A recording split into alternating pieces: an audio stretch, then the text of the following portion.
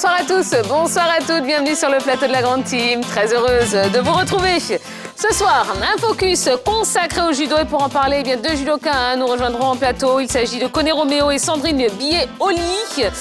Parole d'Aix à la rencontre de Fadel Keïta, Mondial Foot Express. Et enfin, le point sur les playoffs de basketball N1. Et oui, basketball made in Côte d'Ivoire. Et bien voilà ce qui nous attend pendant les prochaines 90 minutes. Est-ce que vous êtes prêts? Bon, ben j'espère. Oui, les crampons sont bien serrés. On y va, c'est parti pour la Grande Team et on commence tout de suite avec LGT News.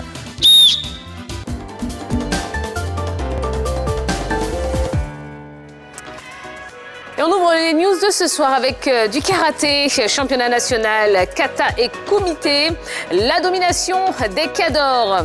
Les cadors se sont agréablement illustrés lors du championnat national samedi dernier en présence de grands maîtres tels que maître Fanny Aboubakar, le président de la fédération de karaté et le professeur Dassiril, ceinture noire 6e dan. Dans la catégorie des seniors kumité hommes, Bam Modibo a conservé sa couronne des moins de 75 kilos en dominant Soumaoro Daouda par abandon. Chez les moins de 60 kilos, Akande Ridouane du réveil de Marcory a été intraitable. Idem pour Kamagate Aziz qui a humilié Kante Kambu de Shorijiku Karaté Club d'Anyama chez les moins de 80 et les plus de 84 kilos. À l'épreuve du kata, Kamate Abi a rayonné tandis que Dosso Mawa survolait la catégorie des seniors dames.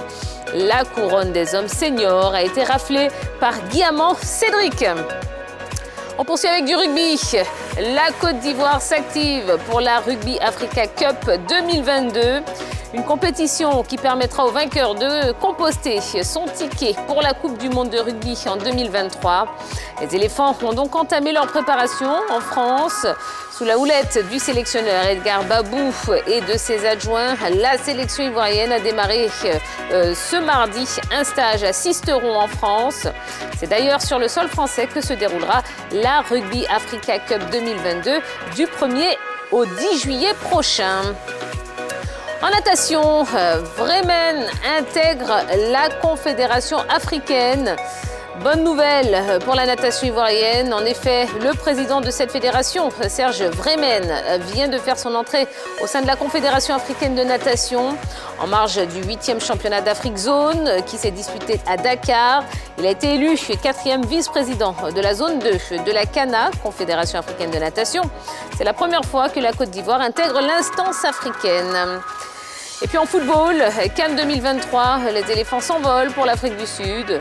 C'est ce mardi que les éléphants de Côte d'Ivoire se sont envolés pour l'Afrique du Sud, à l'exception de Diakité Oumar, blessé et mis à la disposition de son club. Tous les autres ont pu effectuer le voyage. La bande à Jean-Louis Gasset aura 2 séances à faire avant la confrontation contre le Lesotho le 9 juin prochain. Pour rappel, les éléphants qualifiés d'office dans ce groupe H ont bien entamé leur préparation pour la CAN 2023 à domicile en s'imposant devant la Zambie 3-1. Manchester United, Eric Bailly sur le départ.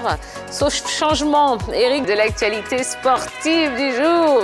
Eh ouais, on est parti là pour environ 90 minutes de décryptage de l'actualité. Et pour en parler, eh bien, nous allons le faire, non pas vous et moi seulement, non, on est un petit peu plus nombreux, bah oui, puisque la team est là. On va rejoindre la première partie de la team. Bonsoir messieurs. Bonsoir Tia. Bonsoir Tia. Comment allez-vous? Tout va très bien. Ça va? Ça va bien. Donc je laisse la forme. Oui, ça va. Puis félicitations quand même à Neymar, mais au Brésil, c'est Pelé. Même s'il réussit à passer devant, je pense que Pelé reste Pelé. Voilà. Ouais. D'accord. C'est vous qui le dites. Je ne dirai absolument rien sur le sujet.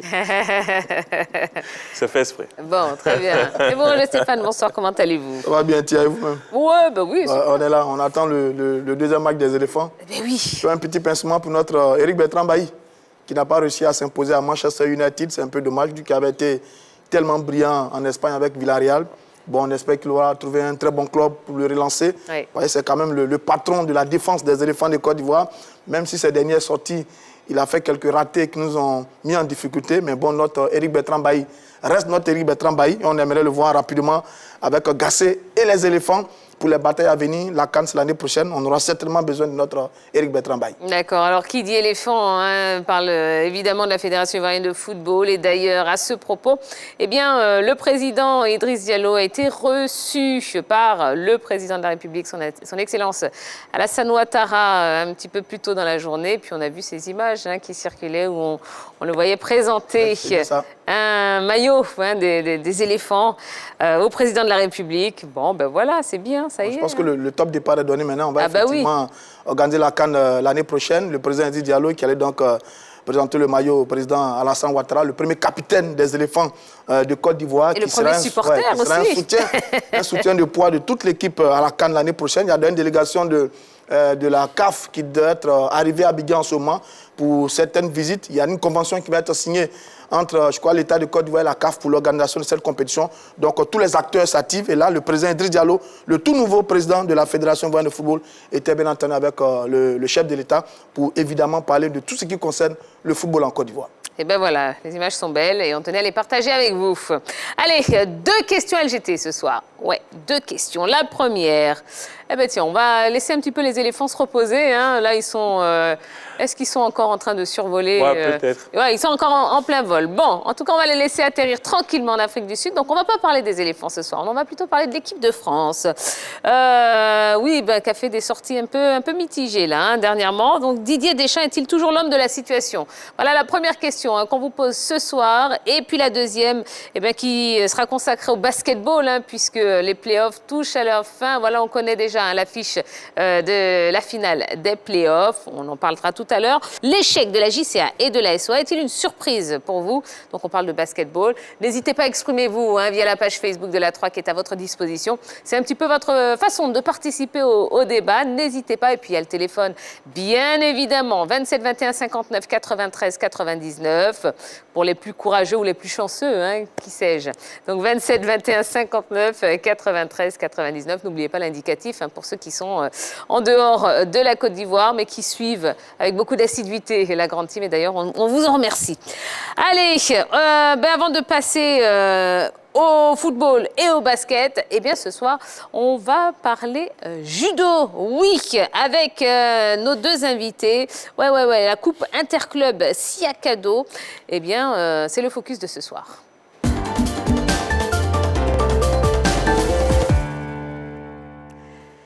À l'initiative de Koné Roméo, ancien judoka international, s'est tenue le week-end dernier la 2e édition de la Coupe Interclub Siakado, une compétition réservée aux jeunes. Justement, Koné Roméo et Sandrine Billet-Oli du mouvement olympien sont avec nous ce soir pour évoquer ce rendez-vous. Merci de les accueillir sur le plateau et chez vous également.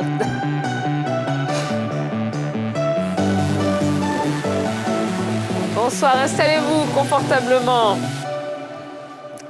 Comment allez-vous? Bien. Très bien, merci. Alors, Koné Roméo, Sandrine Billet-Oli. Ravi de vous avoir sur le plateau de la grande team. Merci d'avoir accepté l'invitation. C'est un grand honneur. Je vous ai dit que j'ai fait du judo. Oui, juste un peu. Vous savez, les gars. Judo, taekwondo.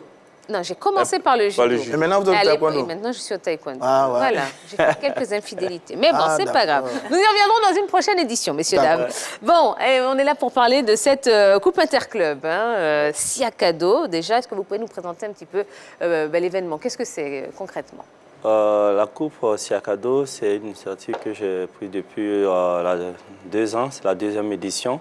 C'est pour pouvoir faire passer les valeurs olympiques et détecter les futurs champions et les futurs olympiens avec ses enfants dans 10 à 20 ans. Mais le constat est parti de quoi? L'idée est partie de quoi? Est-ce qu'il y avait un manque dans ce domaine-là?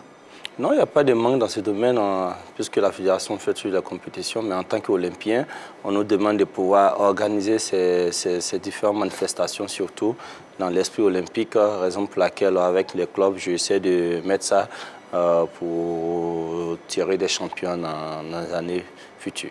D'accord. Alors, il y a eu également j'ai envie de dire un élan de solidarité, puisque cette compétition était organisée en hommage à un jeune judoka décédé. C'est important pour vous justement de lui rendre hommage Oui, c'est un judoka dans le mois de février qui est décédé de façon dramatique.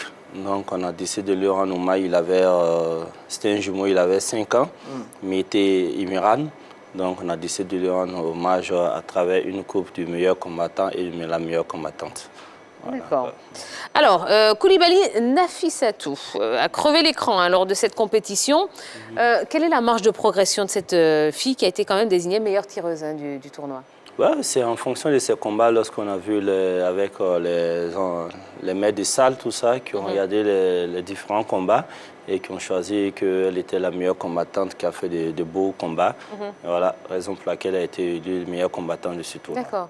Alors Sandrine, qu'est-ce que vous avez pensé de cette jeune dame? J'ai adoré son style de combat et j'ai adoré tout le week-end en fait. Parce que Roméo a vraiment mis avec son équipe quelque chose de très bien en place. Et j'adore l'ambition qu'il y a aussi parce que l'année passée, on parlait que d'une compétition de judo. Maintenant, on est dans année 2 et on fait déjà avec un stage de 2 jours après la compétition. Donc ça me donne déjà envie de savoir comment les choses vont se dérouler l'année prochaine. Ah ben, peut-être qu'à la fin de l'entretien, vous allez nous parler des projets. Peut-être qu'on saura ce qui est prévu pour l'an 3. Oui, quand on supervise des jeunes gens, des enfants comme ça, on fait une projection. On l'a fait tout à l'heure, mais je veux parler en termes de comparaison. Vous avez regardé les jeunes gens. Est-ce que vous avez senti qu'il y a un véritable potentiel pour ces jeunes-là en ce qui concerne la pratique du judo? Vous qui les découvrez là. Vas-y. Je pense que ce qui me charme beaucoup, c'est de faire les combats avec la passion. Les techniques et tout, on développe ça avec les années. Donc là, il y a du travail à mettre, mais ok. Mais combattre avec la passion, on ne peut pas apprendre ça. Donc si tu n'as pas, ça devient très très difficile. Alors les choses que j'ai vues ce week-end, comme j'ai dit, ça m'a fait chaud au cœur. Donc, mais vous êtes belge, c'est bien ça? Belge capverdienne. Bon, si on compare le niveau de nos enfants à ceux de la Belgique, par exemple, on est à quel niveau? Est-ce que c'est sensiblement le même? Est-ce qu'il y a de la vraie qualité chez nous? Est-ce qu'il y a un vrai potentiel chez nous? Ou alors on est très loin encore du niveau, par exemple, des enfants en Belgique? Non, certes, il y a vraiment beaucoup de qualité ici, surtout le niveau d'explosivité. Ça m'a vraiment étonnée, j'étais vraiment bouleversée de ça. La action-réaction, la vitesse, comment ils se comportent et sans leur corps dans l'espace, c'est très très impressionnant. Peut-être en Belgique, on travaille un peu plus vite, vraiment dans la technique, mais puis on voit que plus tard, ça devient dur d'avoir encore cette créativité qui était là ce week-end certainement. Donc voilà, ce sont un peu des autres directions, mais oui, je suis vraiment impressionnée. Et donc, vous avez le sentiment que le judo ivoirien a de beaux jours devant lui? De très beaux jours. Je pense que oui. Et le temps va aller vite. Je pense que dans quelques années, on va déjà voir dans les niveaux cadets juniors déjà des grandes différences. Et voilà, c'est promettant pour le futur. C'est un peu parce que là, nous avons les Jeux de la jeunesse au Sénégal en 2026. Là, nous avons des jeunes qui ont encore 12 ans. Et 12 ans, bientôt, c'est eux qui vont représenter la Côte d'Ivoire aux Jeux de la jeunesse. Donc déjà, l'initiative, c'est surtout, comme je dis, avoir des Olympiens, préparer ces enfants pour que demain nous ayons vraiment des compétiteurs de haut niveau, tout ça, déjà en inculquant ces valeurs. Et surtout, Sandrine Pied, qui est la présidente des Olympiens Afrique, qui a vraiment décidé de venir regarder, nous accompagner dans ce projet qui va vraiment, avec l'association des Olympiens ivoiriens, à la tête Willy. Comment se fait le suivi de ces enfants-là? Parce que vous avez parlé, en ce moment, ils ont 12 ans, en 2026. Comment on fait le suivi pour que ces enfants se retrouvent en 2026 et représenter la Côte d'Ivoire? Très belle question, parce que là, le suivi se fait surtout, lorsqu'on donne le cours aux enfants, on demande toujours aux parents on travaille en collaboration avec les parents, surtout pour qu'il y ait un suivi. Parce que lorsque les enfants commencent à travailler, commencent à monter, les parents, à un moment, essaient de stopper pour dire, bon, on fait les études, on laisse ça. Et donc, on essaie de dire aux parents, on peut faire du judo et faire les études. Donc, ensemble, on va trouver des palliatifs avec les parents pour suivre ces enfants-là, pour que demain, on ait vraiment des résultats, surtout avec eux. Mais pour bien nous comprendre, ça s'inscrit dans le mouvement olympien. Donc, oui. Le but, c'est de les amener un jour aux Jeux Olympiques. Oui, parce que c'est le but. Il faut qu'on les amène aux Jeux Olympiques, qu'ils font des médailles, les amène aux Jeux Olympiques et qu'il y ait l'esprit olympique dans la tête aussi. Parce qu'un bon Olympien, c'est un bon citoyen, parce qu'il va inculquer les valeurs olympiques. C'est surtout ce côté, inculquer les valeurs olympiques à nos jeunes, parce qu'aujourd'hui, nous voyons avec les fléaux de drogue, tout ça qui mine la société. Et surtout, notre rôle, c'est de tout faire pour pouvoir canaliser ces enfants, leur donner vraiment, leur dire qu'ils peuvent vraiment réussir avec les études et le sport pour aller vraiment... Mais je vais poser la question qui fâche. Et la fédération? Ah, c'était ma prochaine question, justement. Et la fédération de judo dans tout ça? Parce que le mouvement pour conduire les jeunes gens aux Jeux Olympiques, c'est très bien. Non, mais la fédération dans tout ça? Est-ce que vous avez travaillé en partenariat avec la fédération? Oui, on travaille en partenariat avec la fédération. Voilà, la fédération, elle ne peut pas tout faire. D'accord. En tant qu'Olympien, il faut accompagner la fédération, tout ça. Vous savez, ça coûte cher pour pouvoir organiser des compétitions, tout ça là. Et si on attend toujours la fédération pour organiser, je pense que non. Il faut que chacun de nous qui avons fait le haut niveau, qui avons les clubs, on ait la possibilité de créer ces événements pour accompagner la fédération, pour que nous ayons vraiment une fédération encore plus forte qui peut vraiment... Et la fédération nous accompagne derrière avec la logistique, tout ça. Là. La fédération ne reste pas. Moi, je ne peux pas faire une compétition sans l'avis de la fédération. Ça, il faut que vous le sachiez. C'est la fédération qui me donne l'avis d'abord de pouvoir faire ça. Et quand on prend en Europe, ce n'est pas la fédération qui organise toutes les compétitions. C'est en Afrique, on voit que c'est la fédération qui organise toutes les compétitions. Mais en Europe, c'est les clubs, c'est les mairies qui organisent ces genres de compétitions, tout ça là. La fédération ne fait que superviser tout ça. Mais ici, on voit que c'est la fédération qui est tout le temps en train de... La fédération développe, essaie de développer le judo sur le territoire national, donner les moyens pour que nous puissions vraiment aller aider la fédération. Donc, on n'est pas la fédération, je suis d'abord entraîneur national, donc pour dire que mon président me soutient dedans, et tout ça, là, on essaie de partir quoi, avec ça. Voilà. D'accord. Revenons à la compétition, à cette Coupe Interclub Siakado. Bon, votre fils, il s'est très bien illustré quand même pendant la compétition, Monsieur Roméo. Ah ouais, c'est vrai, c'est mon fils, mais je n'étais pas là lorsque les membres du jury ont décidé qu'il soit le meilleur combattant. Je pense que c'est en fonction de ces combats qu'ils l'ont choisi en tant que meilleur combattant. Et j'ai 3 garçons et tous ont fait la compétition. Et je pense que j'essaie de leur inculquer toutes ces valeurs olympiques, comme je me dis, et puis donner toujours la niaque pour que les enfants soient toujours...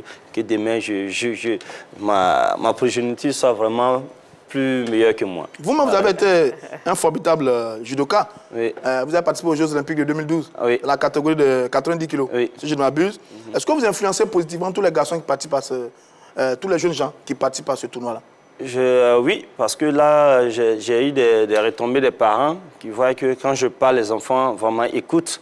Et surtout, quand il y a une situation à la maison, les parents m'appellent. Au fur et à mesure, quand je parle à un enfant, vraiment, ils les écoutent. Donc, c'est une fierté pour moi pour voir que je suis en train d'apporter quelque chose dans l'éducation des enfants, aider les parents vraiment à éduquer leurs enfants. Ça, c'est une fierté. Donc, c'est une influence qui est déjà sur les enfants qui aiment beaucoup la chose. Et comme elle a dit, on a fait une compétition le dimanche, on a fait une sortie au zoo avec les enfants et on a fait un stage qui est fini aujourd'hui. Donc, vraiment, c'est... Ils écoutent qui plus? L'entraîneur ou l'ancien champion? C'est une question. Ils écoutent l'entraîneur, ils écoutent les anciens champions aussi. Les enfants, ils sont plus impressionnés par les champions. Voilà.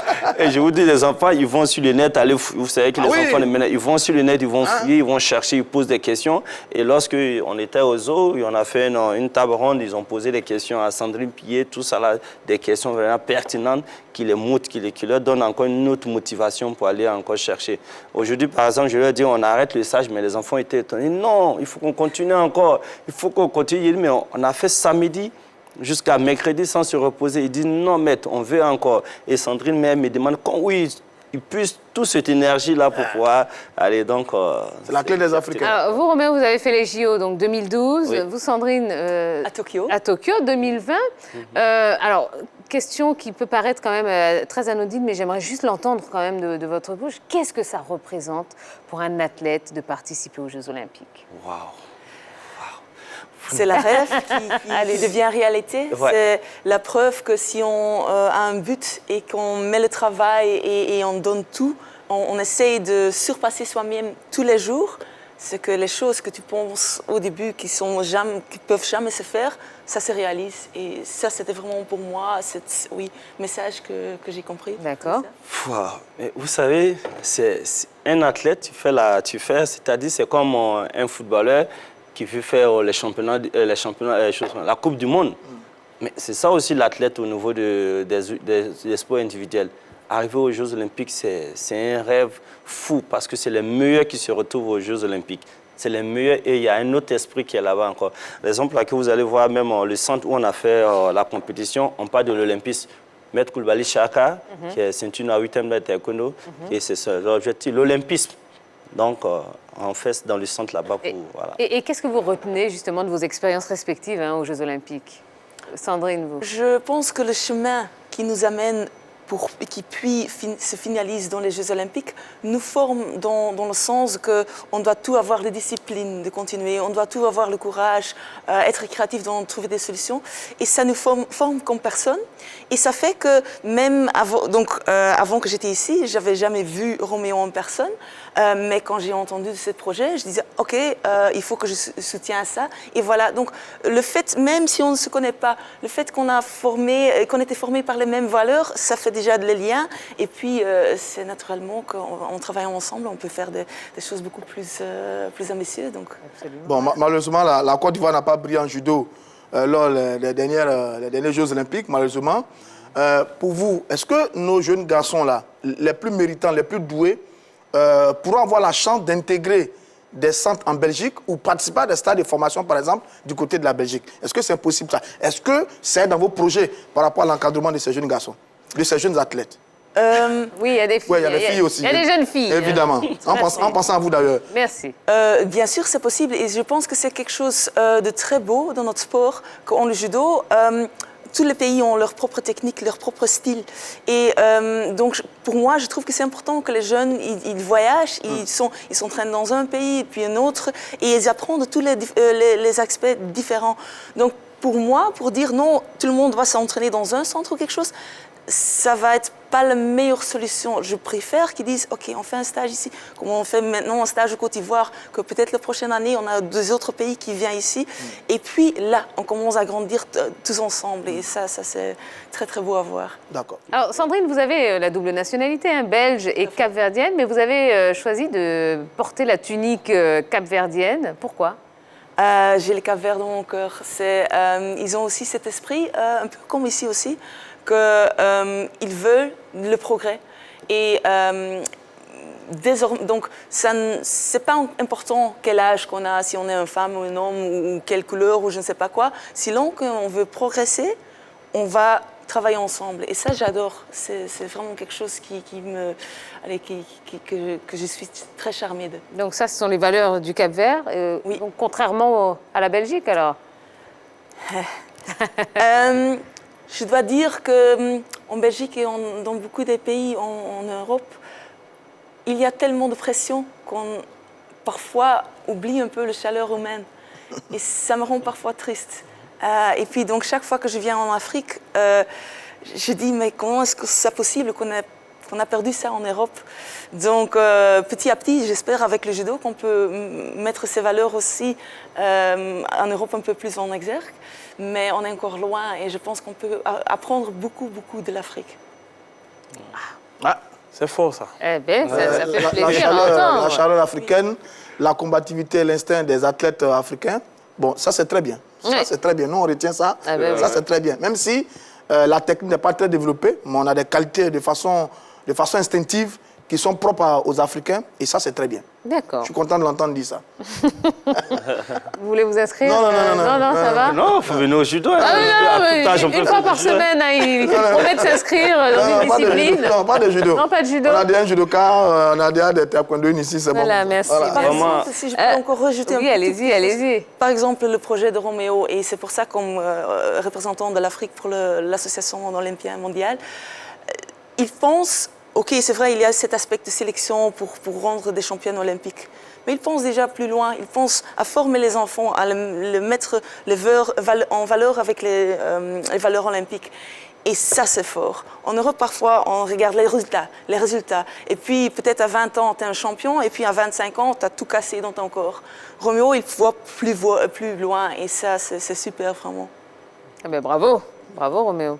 Merci. Alors, la suite, justement, puisqu'on parlait de l'an 2, là, alors qu'est-ce qui est prévu pour l'année prochaine, enfin, du moins pour la prochaine édition? Et la prochaine édition, on va commencer à la préparer maintenant, parce que c'est pour qu'on ait des judokas qui vont venir de la France. Des visiteurs. Des visiteurs. Normalement, on devait avoir des Sénégalais, mais à la dernière minute, ils ont eu un malheur, ils n'ont pas pu embarquer. Pourtant, ils avaient déjà payé le billet d'avion. Mais on va plus s'atteler encore l'année prochaine pour avoir encore plus de visiteurs. Et surtout, vous avez vu qu'il y a eu un parrain qui a accepté. À la dernière minute, Maître Congo qui fait les arts martiaux, mais qui a accepté quand même de nous sponsoriser, de nous parrainer. Et vraiment, c'était fort, quoi. Donc, à l'issue de ça, on demande à tous ceux qui aiment vraiment le sport, les mécènes, de nous accompagner dans ce projet qui va vraiment qui va avoir des champions demain, quoi. Vous allez changer les sites? Vous allez un site plus grand avec les visiteurs qui arrivent? Bien, c'est tout on verra bien. D'accord. On verra bien, je pense. Parce que ça commence à monter, là. Ça commence à monter, hein. On verra bien. Surtout, on va essayer de voir au niveau de la mairie dans quelle mesure qui peut nous accompagner encore sur ce projet, quoi. Très bien. Voilà un peu. D'accord. Bon, écoutez, merci beaucoup. Avant de partir, j'aime bien poser cette question aux judokas qu'on reçoit. C'était quoi votre spécial à l'époque, votre technique préférée? Celle que vous exécutiez tout le temps? Moi, j'avais mon spécial, surtout, lorsque j'attaque, Arai-Goshi. Ah ouais. Et lorsqu'on m'attaque, Utsuri-Goshi. Voilà. Donc... Elle a la même spéciale que moi, et Uchimata. Voilà. Moi, c'était Arai-Goshi et Uchimata. Voilà. Et vous, Sandrine? Excusez-nous, on parle entre judokas. Allez-y. Pour moi, c'est plutôt la combinaison Ouchi au Soto. Et puis, j'adore le travail au sol, donc les clés de bras. Ah ouais. Ah ouais. Voilà. Moi, je suis comme Teddy Riner. Teddy Riner, ouais. Je te soulève et te dépose. Ah bon, d'accord.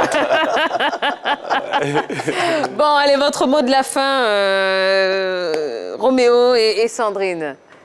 Ok, on tient à dire merci à la 3. L'année dernière, ils nous ont accompagnés, ils étaient là, ils nous ont accompagnés cette année encore. Donc, du coup, on va venir signer un partenariat avec la 3 pour nous suivre vraiment sur toutes les émissions. Et en fonction de ça, pour suivre ces enfants, je pense que dans 10 ans, la 3 sera capable, on les a suivis, on est fiers de voir, pour voir ces enfants venir s'asseoir à notre place ici pour parler de ça aussi. Vraiment, ce sera une fierté. Et on dit merci surtout à tous les sponsors qui nous ont accompagnés sur ce projet. Et je pense que c'est une grande joie d'être sur ce plateau et puis parler de ce projet, quoi. Et merci surtout à notre fédération qui nous accompagne toujours dans ce projet. Eh ben merci encore. Merci d'être venu sur le plateau de la Grande Team. Vous revenez quand vous voulez, c'est la maison, hein, donc il n'y a pas de souci. On attend les nouvelles et on attend la prochaine édition. Okay. Voilà, de ce tournoi.